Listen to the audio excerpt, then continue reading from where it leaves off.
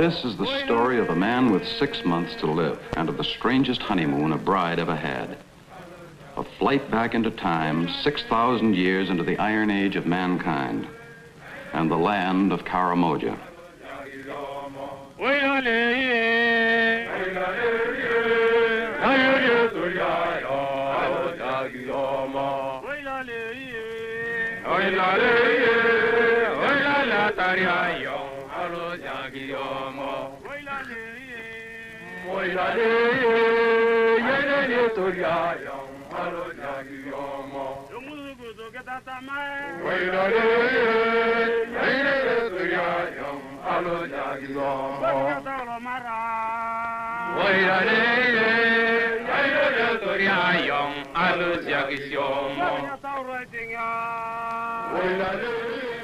My name is Treutle, Dr. William B. Treutle.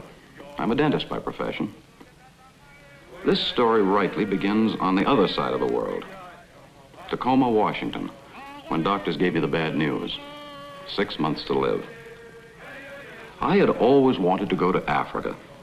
Now the trip wouldn't wait, so I put my affairs in order and set out. In the Congo, I met a girl, an American girl, who refused to believe that medical science was infallible. Together, we traveled 17,000 miles of jungle without guides or gun bearers.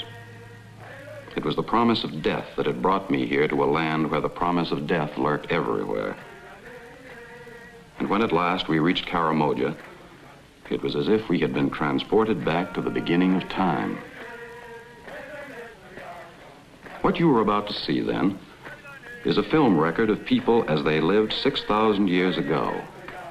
How they worked, loved, and practiced the ancient rites of Baal, a ceremony which, to my knowledge, has never before been witnessed by civilized man. Thousands of years ago, the descendants of Ham, son of Noah, went forth into this hostile land and were swallowed up in time. Alexander conquered the world.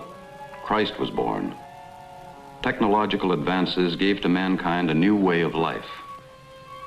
But the Hamites, who migrated from the Holy Land, probably around Mesopotamia, live exactly today as they lived back in the Iron Age.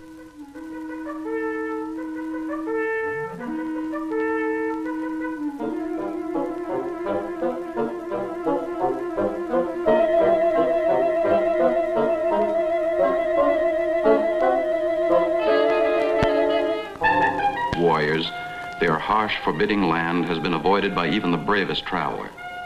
Under a British protectorate, their borders have been sealed to all.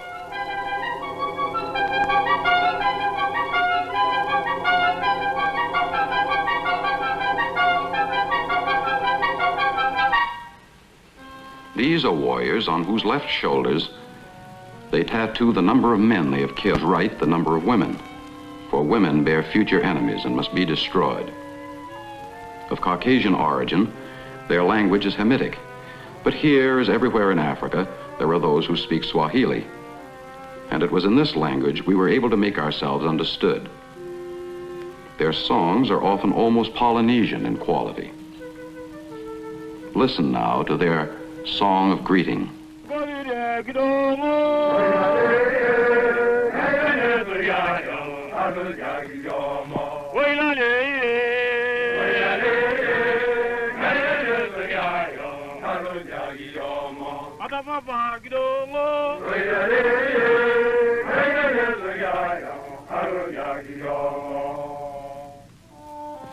At the time of their migration, the Hamites had, at most, reached the pastoral stage of development.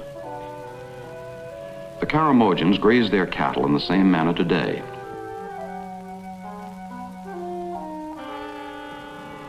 To distinguish ownership, they brand their cattle much as any. However, instead of using a simple iron for quick, painless identification, they burn into the cattle intricate patterns of many lines. Ears are often literally cut to ribbons. It is not that they are a sadistic people. The cattle are their wealth, their god. And indeed, they will even go without water until the cattle have drunk their fill.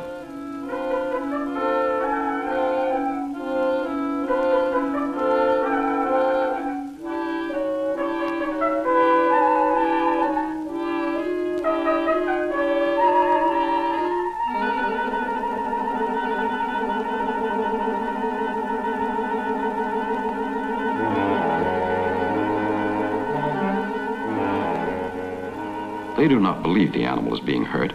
They themselves are able to bear equally as much pain without so much as flinching.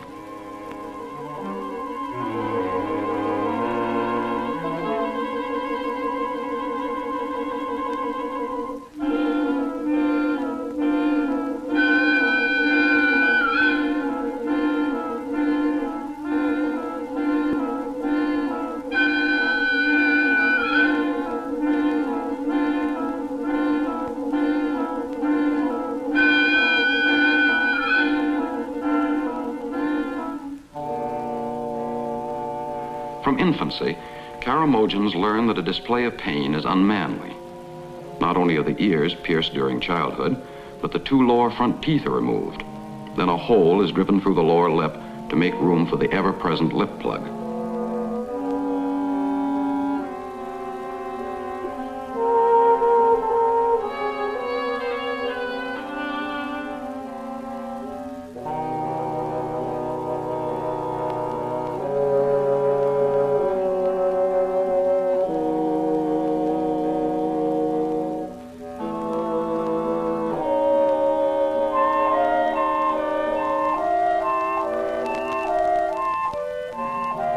It also provides a sort of sneaky way to stick out the tongue.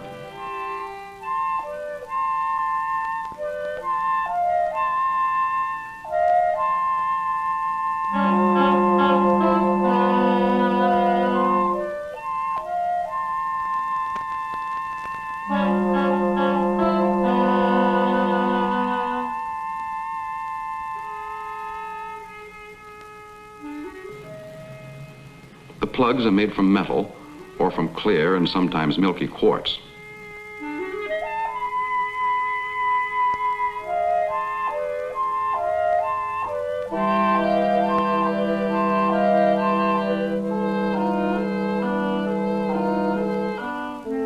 When one considers that this piece of quartz was once a solid chunk and that his only shaping instrument is an ordinary rock, the patience and artistry required for the finished product is incredible.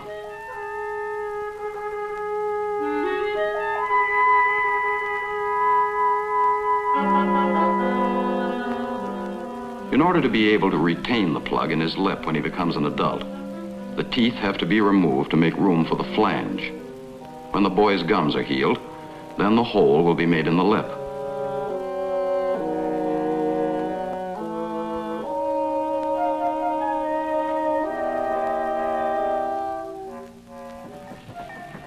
The Iron Age of mankind varies according to locale. In Europe, it is considered to have immediately followed the Bronze Age. But in Africa, it came upon the heels of stone. Iron was probably first found in the ashes of a fire built near some red paint rock. This furnace in Karamoja is one of man's most primitive methods of securing iron, and which survives today in the Catalan forge. The fire is fanned by bellows, one of the earliest mechanical devices. The temperature inside the hut is probably close to 150 degrees. Few men can operate these bellows for very long periods of time. Here, only a blind man is able to pump all day without rest. But then he must prove he is better than a whole man. The shaping of a spearhead is done with unbelievable patience and skill. And yet, strangely enough, they have developed neither hammer nor anvil.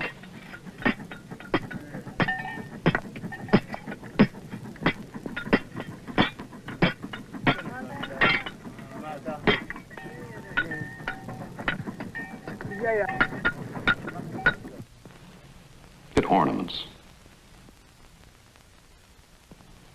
The nose pieces.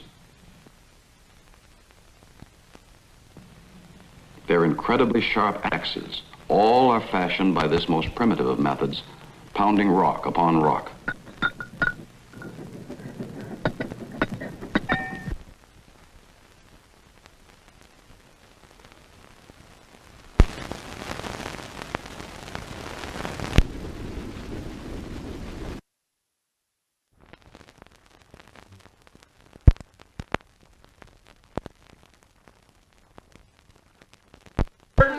Armed 100 and with lions, leopards, and snakes.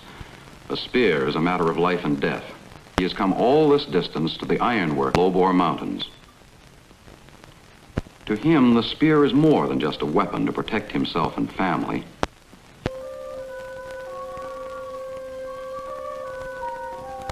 Yet, however,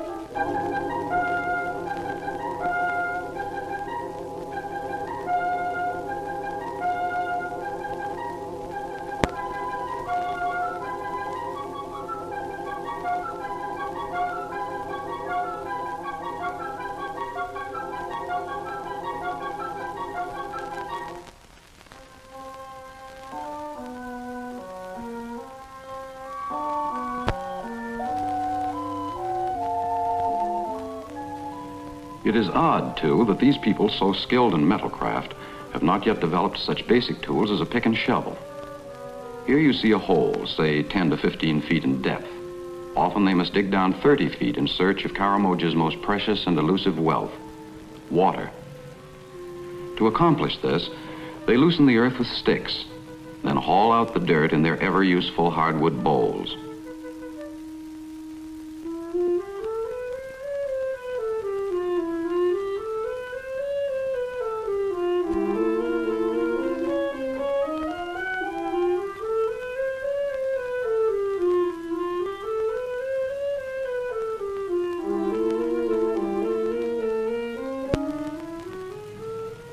Normally, it is the women's task to water the cattle, an endless task, 7 days a week from early morning until the heat becomes unbearable. Filled with water, these bowls weigh more than 30 pounds, a job apt to develop muscles. As the girls lift the water to the cattle trough, they wet their lips but rarely swallow any of the precious liquid. At least we did.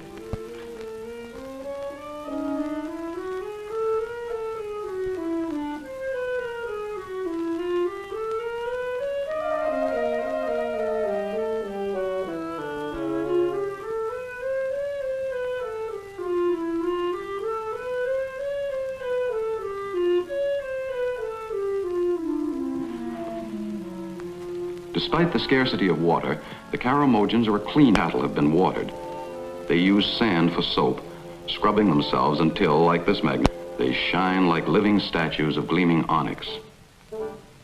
As a dentist, of course, I was interested to learn that they brush their teeth daily.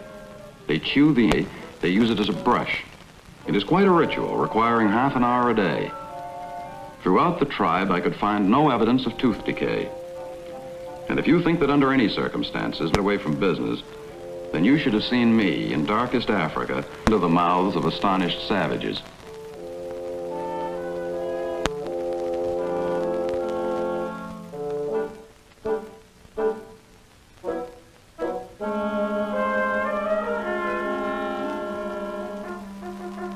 When an animal wanders practically into their bed, not hunt. Ordinarily, they do not eat meat, except for once a year when the tribe's ruling elders partake of a bull as a sacrament, or before weddings when the women kill a goat.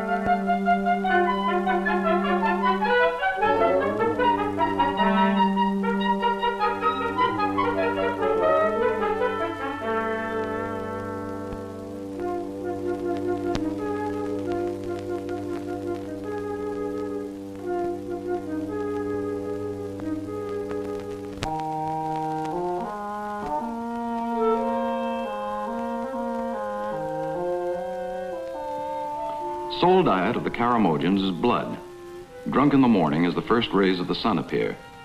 In the evening, just before sunset, they drink beer made from corn or millet. The daily bloodletting is accomplished with surgeon's skill. First, the tourniquet to distend the vein.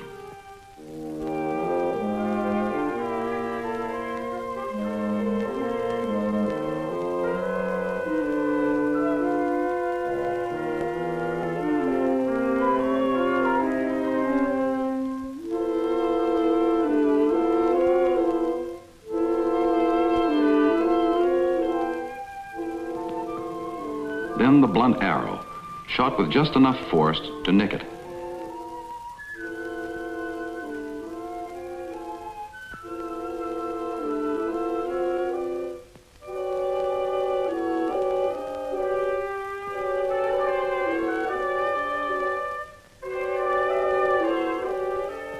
Each ox is bled once a moon, and their herds are among the healthiest in all Africa. The older of the cattle seem to come to understand that the process is nearly painless, but the inexperienced calf is wide-eyed with terror.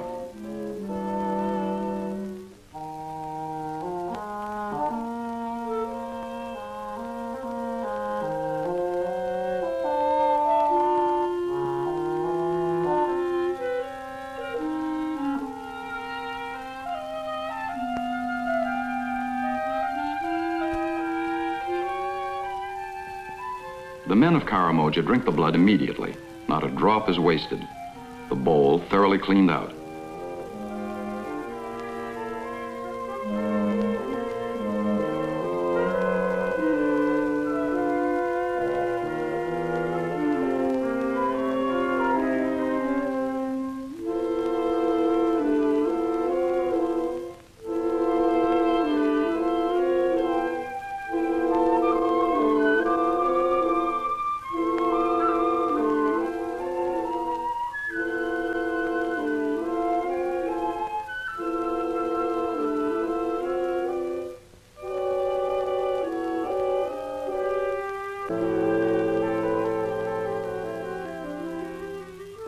For the women and children, the blood is beaten to remove clots.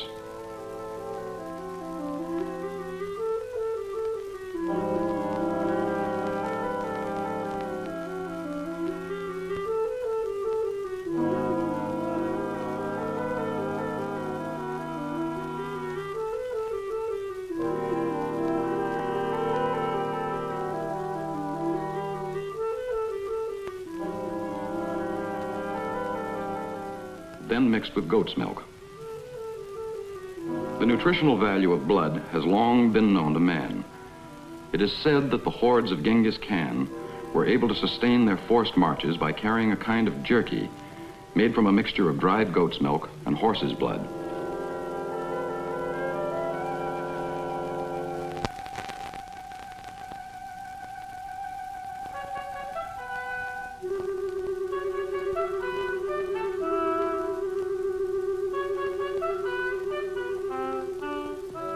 Small boys, usually charged with tending the goats, enjoy a different diet.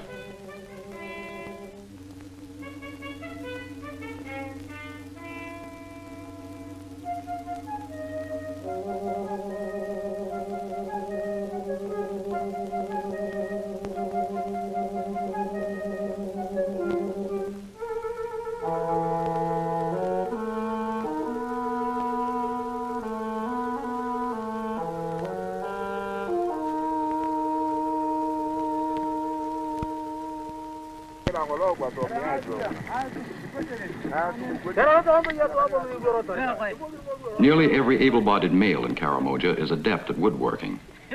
Their bowls, made from the wild fig or mavua trees, are extremely hard and durable, but then they serve many purposes. The sharpness of their tools attest once again the skill of the metalworkers of the low-bore mountains.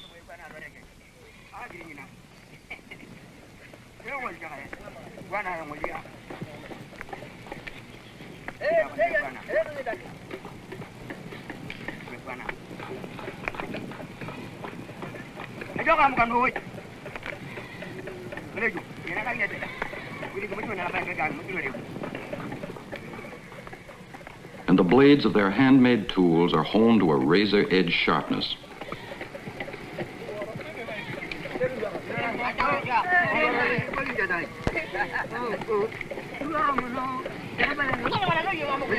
To preclude cracking, extreme care is taken in finishing each bowl.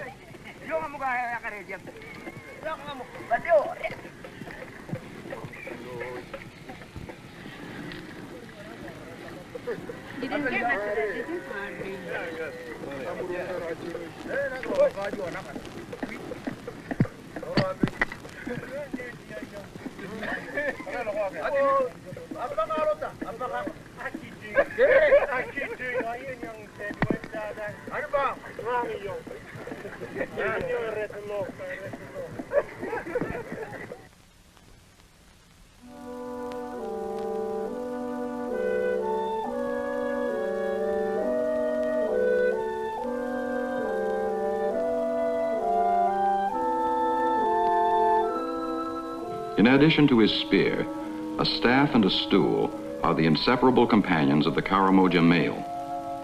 The staff is not only used as a walking stick, but as a weapon against snakes and small animals. When a warrior rests, the stool acts as a pillow and protects his elaborate headdress. During the day, a seat is necessary in a land of red ants and venomous insects, where even the grass, such as the maybe, is spiked, and the bushes, instead of leaves, grow protective thorns. Each man carves his own stool in accordance with the rules of the tribe, for the number of legs indicates his age group. Protocol is a serious matter among these so-called primitives. Only the elders are entitled to a three-legged stool. The younger men must be content with either one or two legs, depending on his age group. The stools are finished with loving care and pride, sanded with a leaf that has the abrasive quality of about 00 sandpaper, then oiled down with the butterfat of a goat.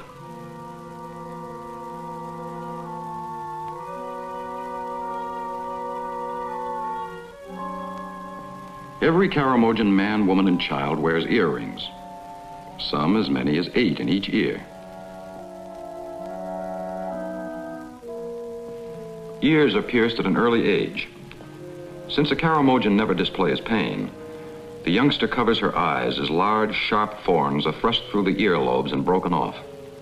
The thorn is twisted daily so that the flesh will not adhere, then continually enlarged by inserting progressively bigger sticks until the hole eventually becomes about the size of an ordinary pencil.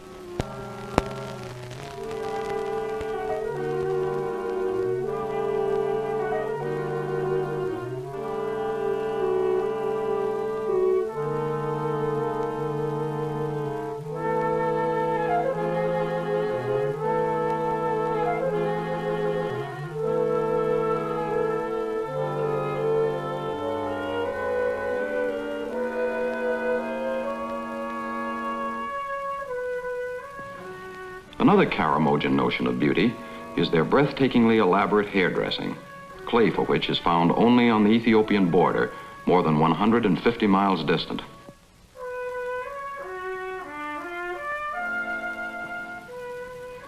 Not a crumb is wasted as they mix it ever so slowly with water until it becomes a thick paste.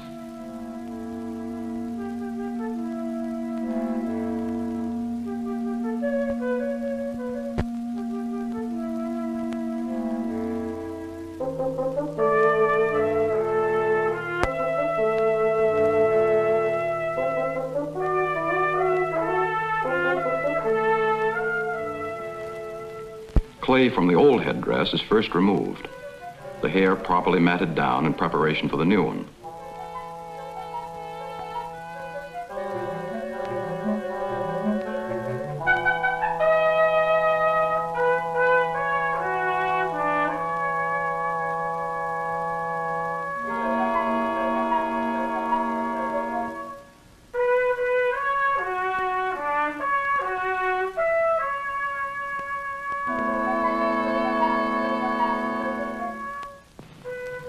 The hairdress indicates the clan or age group of the man.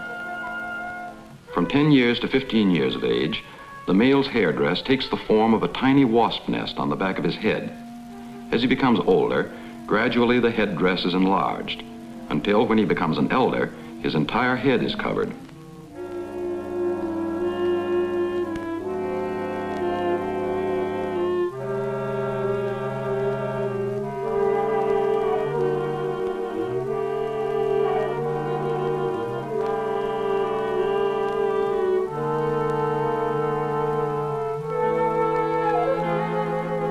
The finished headdress lasts from 3 to 6 months, during which time lice collect on the hot, moist scalp, so each man wears a scratcher, resembling a long piece of pliable wire the end of which he decorates with shells of beans or ostrich feathers, which are becoming increasingly rare.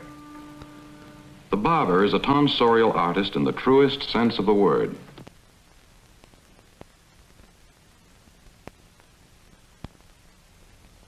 And the talk is much the same as in any barber shop.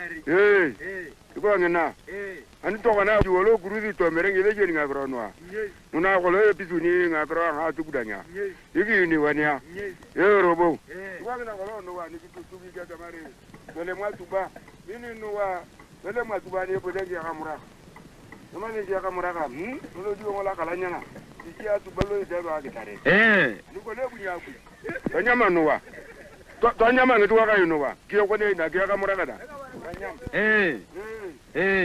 Banyam. Ani mo tule ga no wa. Tayuna de manu aje, agolo bi bo para. Ya ngaji bigidi ama no wa.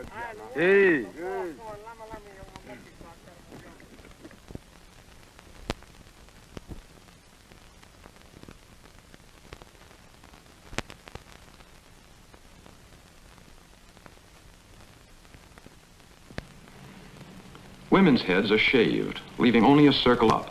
A new set consists of having about 25 or 30 strands of hair rolled tight together, then glued by a sticky paste made from rancid goat butter, which keeps off the flies.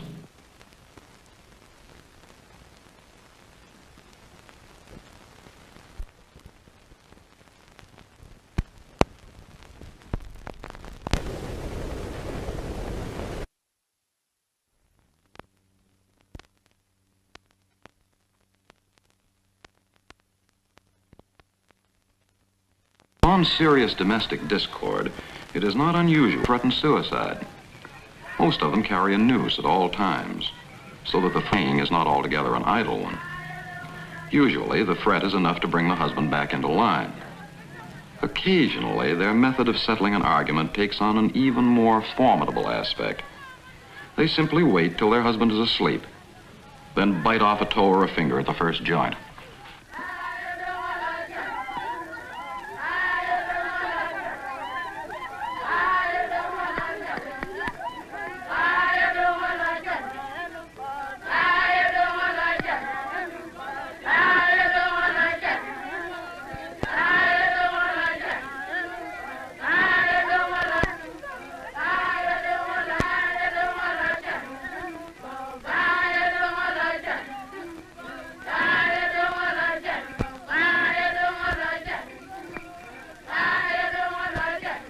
Which has been thoroughly sorted and dried is kept in storage bins, large woven baskets set on stilts to keep out rats and lizards, not always an efficient preventative.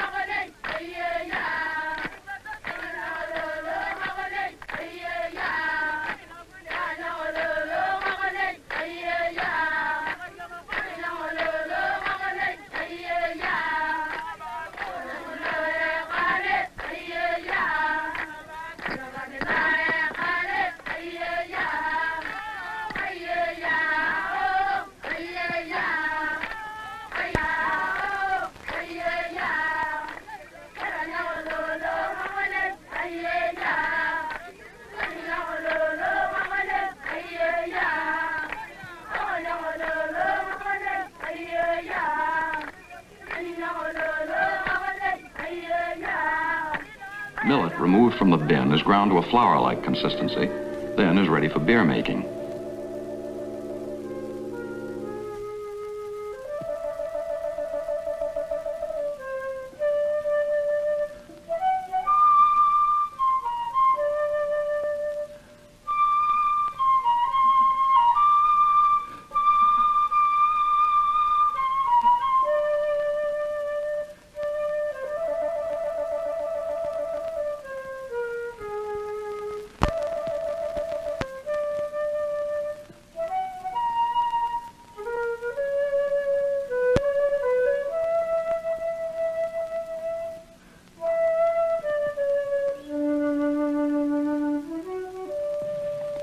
When the millet flour is mixed with water, it is brewed clay vessels, then set aside until it ferments.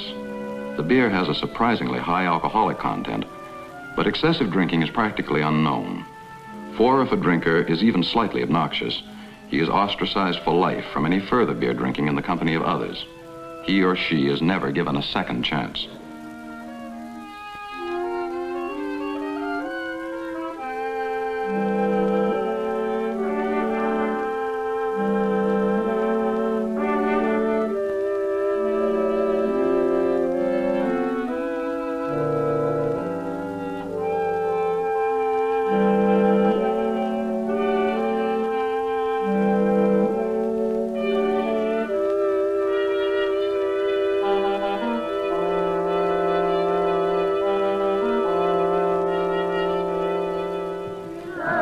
The women of Karamoja are tall and strong, and their carriage rivals the Balinese.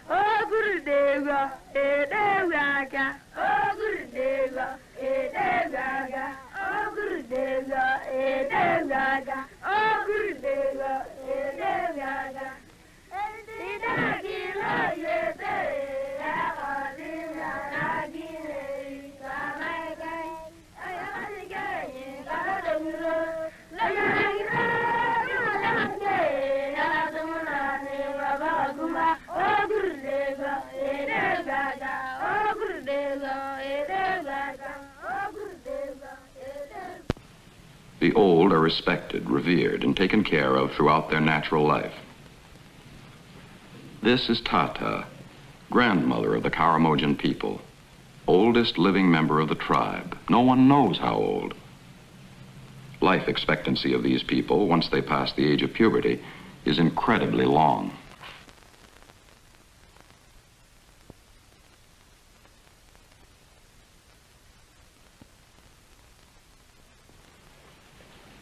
Women usually have from 10 to 20 children during their lifetime, but it is rare that more than 2 or 3 live to reach adulthood. Most die before the first 18 months, usually from respiratory diseases. Quite a number are carried off by giant spotted hyenas who leap the thorn fences during the night. But kids are kids everywhere, even here, when they know they'll be punished if their mothers and fathers catch them wasting precious water. Although the mortality rate is approximately 80%, once they reach 14 or 16 years of age, few diseases bother them. In fact, we never saw an adult with a cold. We could find no evidence of smallpox or any of the common diseases of civilization. Only blindness in one or both eyes from flies that collect on the helpless infant.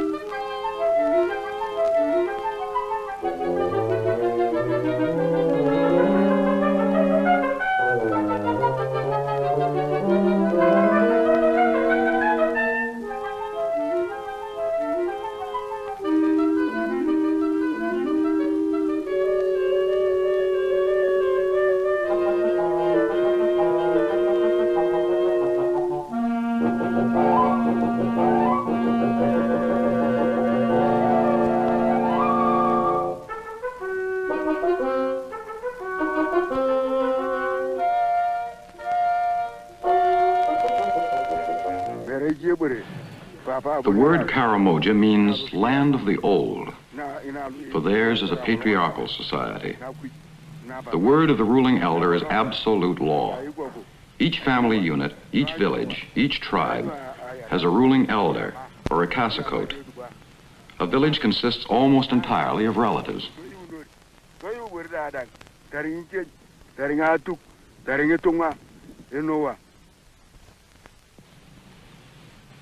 It is the Ekalamilaman, the tribal seer, who throws his sandals to determine the day for thanksgiving and prayer. This will be the day to do honor to the great god Baal, of which the ox or bull is the living symbol. It is a day of sacrificial rites and feasts, such as were practiced 6,000 years ago. No living white man has ever before witnessed them.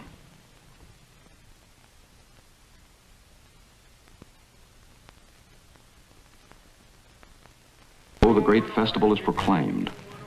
But it is more than a day for pagan ceremony practiced in wild abandon. It is also a joyous time for weddings. And here is a bride with her father. She has already, as is the custom of the tribe, lived with the family of her groom for the prescribed year of trial. Now she is returned to her village for the wedding preparations.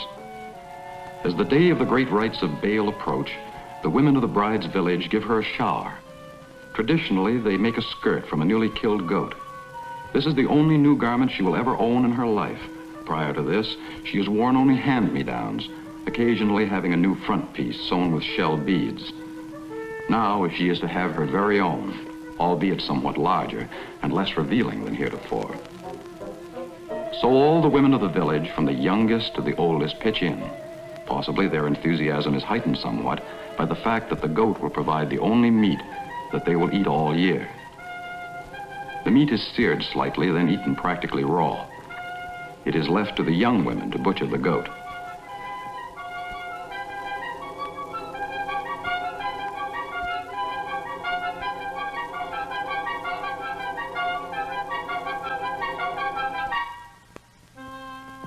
The severing of the stomach cord is a religious ceremony, an honor accorded to the two eldest women of the village. These two tie the cord with special pieces of grass before cutting it. Then the young women resume their carving.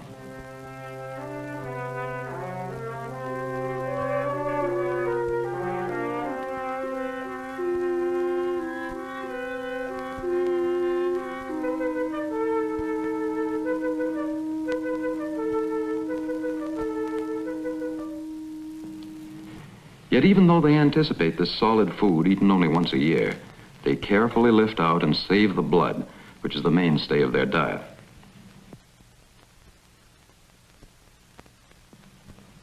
Scraping the skin, after it has been thoroughly cleaned and dried, is a long and arduous task, usually undertaken in shifts during the several days it takes to complete the work. Finally, to soften the skin, it will be carefully rubbed down with rancid butter, the odor of which, incidentally, takes several years to disappear. It is a ruling that before their wedding, brides must be tattooed beneath the heart. Tattooing, of course, is considered a mark of beauty for both men and women. It falls to the bride's father to tattoo her the day before the ceremony. Pinching her skin between forefinger and thumb, he slices it with a handmade knife.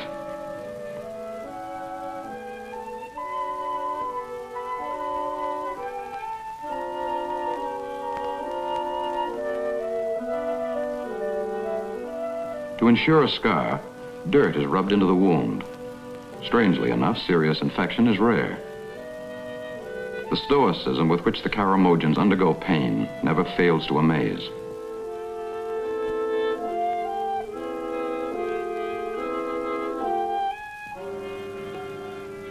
According to tradition, the bride's father must also be tattooed.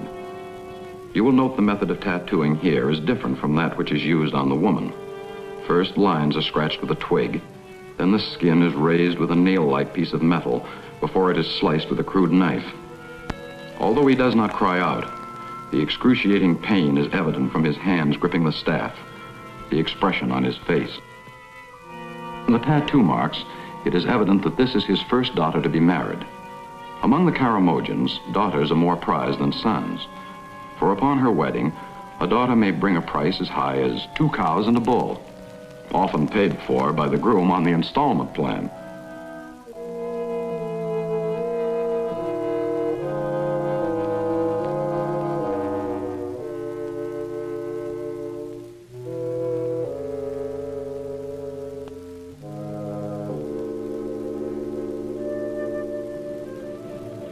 On the day of the wedding, the bride, dressed in her new finery, goes to the community storage place for the rancid butter with which to anoint herself.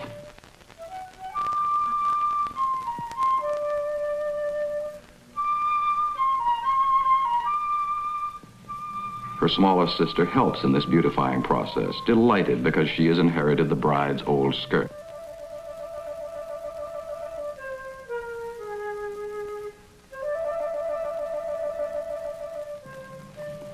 The little sister's old skirt will be passed on down to a younger member of the tribe.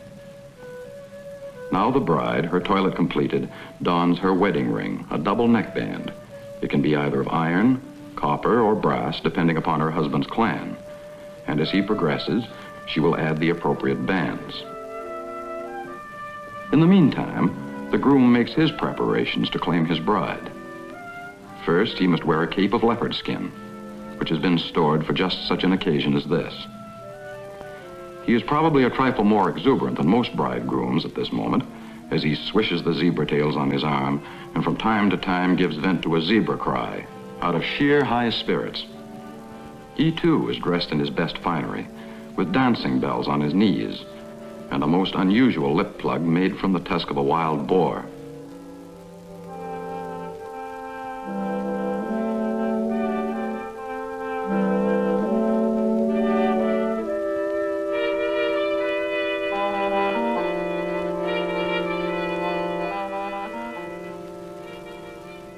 As he strides off toward the bride's village, he fairly leaps with anticipation. "Till death do us part" is not an empty phrase with the Karamojans. They are monogamous, and infidelity is unknown.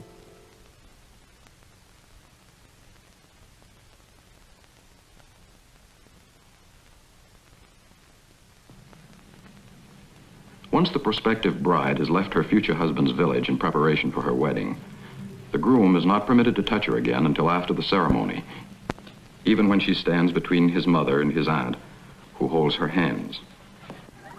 The ceremony consists of walking around the village 3 times.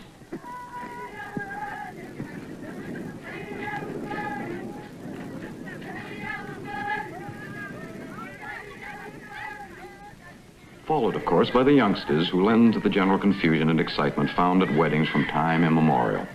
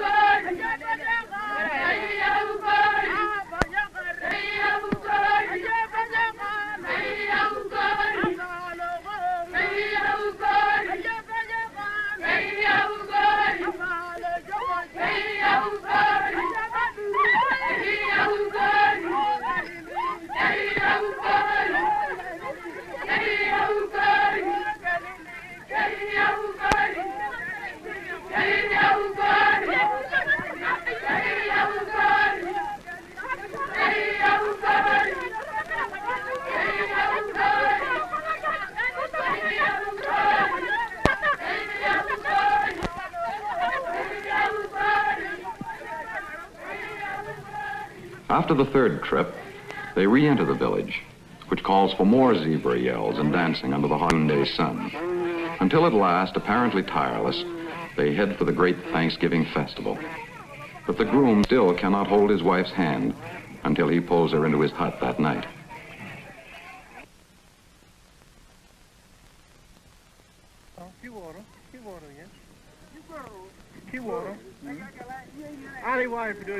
As at any county fair, the festival is a time for play. In the game of Ekelis, the small rocks represent cattle. The hollows in the ground are cattle camps. To win, You must get the most cattle into your corral. Festival time is a time for meeting old friends, cronies that you will not see again all year. It is a time for tests of strength, with headdresses protected at all costs.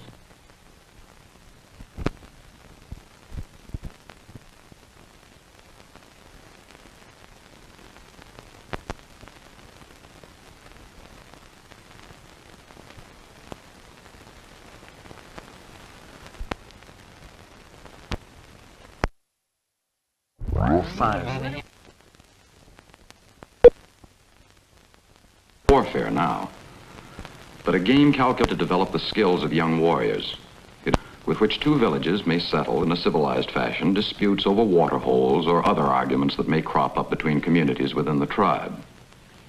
Each team has a leader, who alone is permitted to carry his regular fighting shield, giraffe hide.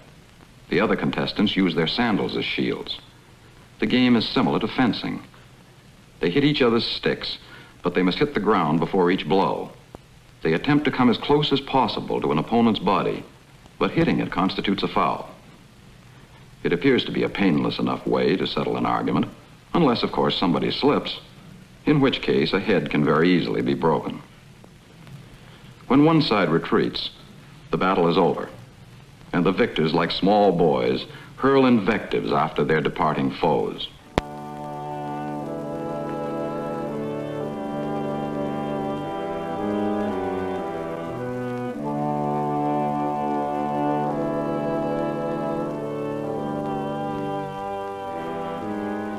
Not only is their Thanksgiving festival a time for weddings and games, it is also a day of worship.